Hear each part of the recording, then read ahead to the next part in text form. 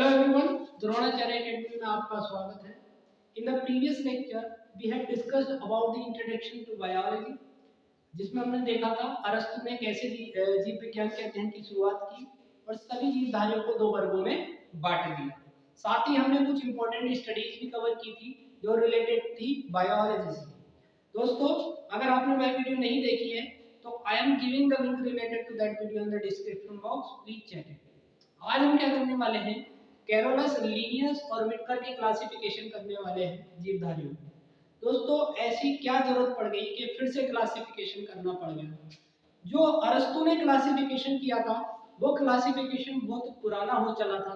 अब जरूरत थी नए सिरे से क्लासिफिकेशन करने की, और इस कड़ी में सबसे पहला कदम उठाते हैं कैरोलस लिनियस। कैरोलस लिनियस ने अपनी बुक सिस्टमा नेचुरे में सभी जीवधारियों को अरस्तु की ही भांति दो जगत में बांट दिया, पादप जगत और जंतु जगत। क्योंकि ये आधुनिक क्लासिफिकेशन था तो कैरोलस लिनियस को ही कहा गया आधुनिक वर्गीकरण का पिता, या फिर इंग्लिश में इनको क्या कहते हैं, फादर ऑफ मॉडर्न टेक्सोनॉमी।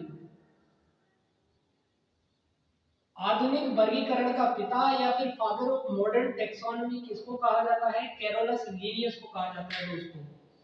अब इनके बाद 1969 में यानी कि 1969 में विटकर नाम के वैज्ञानिक एक क्लासिफिकेशन लेकर के आते हैं। वो सभी जीवधारियों को 5 जगत में बांट देते हैं, जिसको हम 5 जगत प्रणाली के नाम से जानते हैं।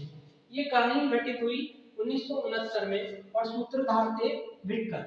विटकर ने 5 जगत प्रणाली लेकर के आए और 5 जगत प्रणाली में पहला आता है मोनेरा, प्रोटिस्टा, कवक, पादप और जंतु। चलिए एक एक करके इनके बारे में जानते हैं दोस्तों। पहला है मोनेरा। देखिए मोनेरा क्या होता है, प्रोकैरियोटिक कोशिका वाले। देखिए दोस्तों, अगर मैं कोशिका की बात करूं तो कोशिका दो टाइप की होती है, प्रोकैरियोटिक या फिर यूकैरियोटिक। प्रोकैरियोटिक को अगर मैं इंग्लिश में लिखूं तो प्रोकैरियोटिक, और यूकैरियोटिक दूसरी टाइप है यूकैरियोटिक।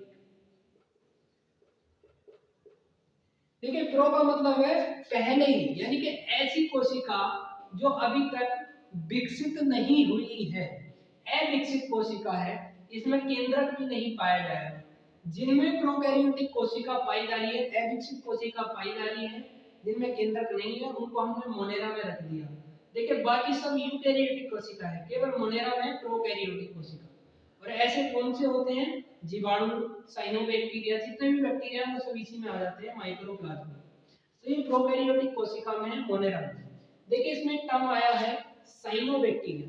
दोस्तों साइनोबैक्टीरिया को कहा जाता है ब्लू ग्रीन एलईडी, नील हरित शैवाल। जब ये शैवाल है तो हम इसको मोनेरा में क्यों रख रहे हैं, जबकि ये साइनोबैक्टीरिया फिक्स करता है नाइट्रोजन को पौधों की रूट्स में। मिट्टी में जो नाइट्रोजन की प्रोडक्शन है उसको फिक्स करता है साइनोबैक्टीरिया। इवन O2 के प्रोडक्शन में भी क्या करता है, मदद करता है। फोटोसिंथेसिस में भी क्या करता है, मदद करता है। तो ये पादप में होना चाहिए, पर हमने इसको मोनेरा में रखा।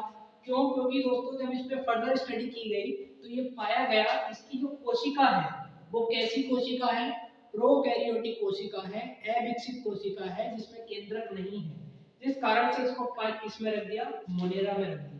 तो जितने भी जीवाणु हैं आपको पता ही है, जीवाणु तो हर जगह ही पाया जाता है, मिट्टी में, हवा में, पानी में, पानी के अंदर, पानी के बाहर, ऊंचाई पे, हाई टेम्परेचर पे, लो टेम्परेचर पे, सब जगह जीवाणु मिलता है। तो ये क्या है, मोनेरा जगत में आ जाता है जितने भी जीवाणु हैं। लेकिन यहीं तक बात नहीं रुकती है।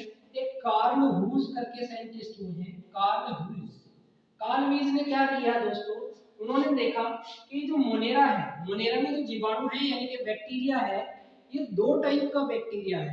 इन्होंने इस बैक्टीरिया को दो टाइप में, पहला कहा Archie bacteria, ARCHAE, Archie bacteria,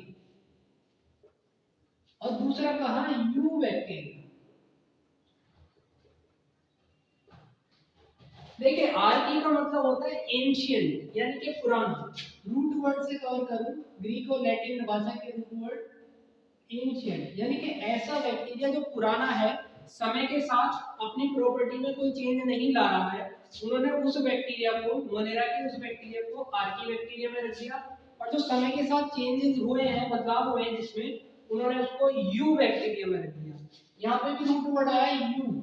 you का मतलब होता है ट्रू, गुड, प्लीजेंट या फिर अच्छा।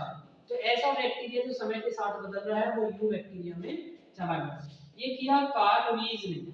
मोनेरा को भी फर्दर दो कैटेगरी में डिवाइड कर दिया, आर्की बैक्टीरिया और यू बैक्टीरिया। ठीक है दोस्तों, चलिए आगे बढ़ते हैं। प्रोटिस्टा में, प्रोटिस्टा की जो कोशिका होगी वो यूकैरियोटिक होगी, बाकी सबकी यूकैरियोटिक है, केवल मोनेरा को छोड़ करके। तो यूकैरियोटिक है तो ऐसी क्या जरूरत पड़ गई कि इसको हमने अलग कैटेगरी में रख दिया। दोस्तों, कोशिका भी एक कोशिकीय और बहुकोशिकीय दोनों का बॉडी स्ट्रक्चर अलग अलग होता है, तो दोनों को साथ में स्टडी करना बहुत ही टेढ़ी खीर हो जाता, इसलिए इसको क्या कर दिया, अलग ही ग्रुप बना दिया। यूकैरियोटिक कोशिका है वो भी एक कोश की, तो इसके लिए अलग से ग्रुप बना दिया। देखिए यूकैरियोटिक, यू का मतलब क्या है, गुड, अच्छा, यानी कि एक ऐसी कोशिका जो अच्छी है, गुड है, विकसित है, उसको हम यूकैरियोटिक कोशिका कह रहे हैं। और प्रोटिस्टा में पाई जाती है यूकैरियोटिक कोशिका, एक कोशिका। दोस्तों, ये वर्ड अगर मैं बात करूं प्रोटिस्टा की, तो प्रोटिस्टा में एक रूट वर्ड आता है प्रोटोस।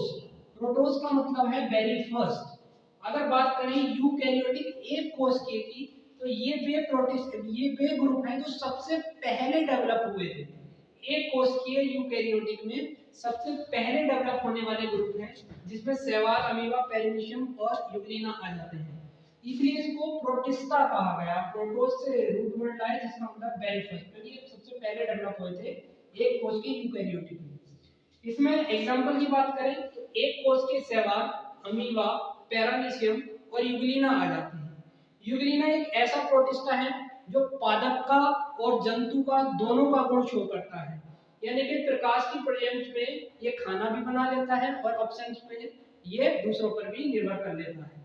तो यूग्लिना ऐसा है कि जो क्या कर रहा है, अपना खाना खुद भी बना लेता है या फिर इधर उधर से अब्जॉर्ब कर लेता है। तो जंतु का भी गुण और पौधों का भी गुण दिखाने वाला कौन सा हो गया, यूग्लिना, एक ऐसा प्रोटिस्टा। तीसरा ग्रुप आता है दोस्तों कवक। कवक को हम क्या कहते हैं, ब्रिटिश लैंग्वेज में फंगी कहा जाता है और हमारी लैंग्वेज में फफूंदी कहा जाता है। जितनी भी फफूंदी है वो सब कवक में आ जाती है। इवन जो दाद नाम की बीमारी होती है, वो पूछा भी गया है क्वेश्चन, वो भी कवक के कारण होती है। चोट पे फफूंदी लग जाती है कवक के कारण, यानी कि फंगी, यानी कि फफूंदी के कारण। अब खाना रखते हो टिफिन में सड़ जाता है, एक व्हाइट कलर का लेयर तैयार हो जाती है, कवक है।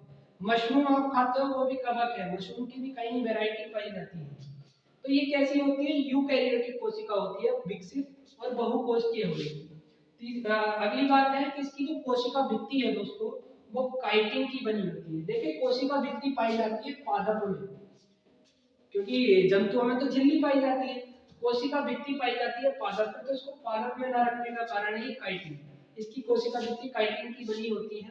काइटिन क्या है दोस्तों, आपने ग्लूकोज का फॉर्मूला सुना होगा C6H12O6। अगर इसी श्रृंखला को मैं बड़ा कर दूं तो C8H13O5N का होल है, ये काइटिन का फॉर्मूला होता है। और कोशिका भित्ति है कवक की, बनी होती है काइटिन की। तो कवक की कोशिका भित्ति काइटिन की बनी होती है, बहुकोशिकीय होते हैं, यूकैरियोटिक होते हैं। इसमें एक एग्जांपल आया है लाइकेन। लाइकेन क्या शो करता है दोस्तों, सिम्बायोटिक रिलेशन। अब ये सिम्बायोटिक रिलेशन क्या है, ये लाइकेन शैवाल के साथ मिलकर के खाना बनाता है। देखिए ये शैवाल को क्या करेगा, पानी से नमी लेगा और शैवाल को दे देगा। शैवाल फोटोसिंथेसिस की प्रोसेस के थ्रू खाना बनाएगा, प्रकाश संश्लेषण से खाना बनाएगा, और वो खाना वो इस कवक को यानी कि लाइकेन को दे देगा। तो ये लाइकेन है जो सिम्बायोटिक रिलेशनशिप शो करता है। इसी संबंध को हम कहते हैं सिम्बायोटिक रिलेशनशिप। तो ये कवक है जो लाइकेन इसमें आता है, जो सिम्बायोटिक रिलेशनशिप शो करता है। अगला ग्रुप आता है दोस्तों पादप। पादप में जितने भी प्लांट्स हैं वो आ जाते हैं, यूकैरियोटिक और बहुकोशिकीय होते हैं। इसको हम अलग से टॉपिक में पढ़ेंगे क्योंकि इसका भी फर्दर क्लासिफिकेशन है और बड़ी डिटेल में हम इस क्लासिफिकेशन को पढ़ेंगे। अगला क्लासिफिकेशन है जंतु। जंतु भी यूकैरियोटिक और बहुकोशिकीय होते हैं और इनको साथ ही मेटाजोआ भी कहा जाता है। दोस्तों इनका क्लासिफिकेशन भी हम अलग से टॉपिक है उसमें ही करेंगे।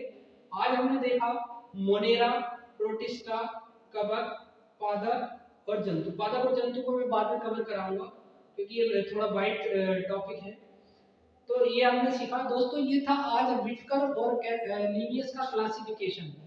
अगर आप उम्मीद करता हूँ आपको समझ में आया होगा। अगर आपको समझ में नहीं आया है तो आपके सजेशन का कमेंट बॉक्स में वेलकम है, और समझ में आया है तो लाइक, शेयर और सब्सक्राइब करें और हमें मोटिवेट करें। तब तक के लिए नमस्ते, जय हिंद।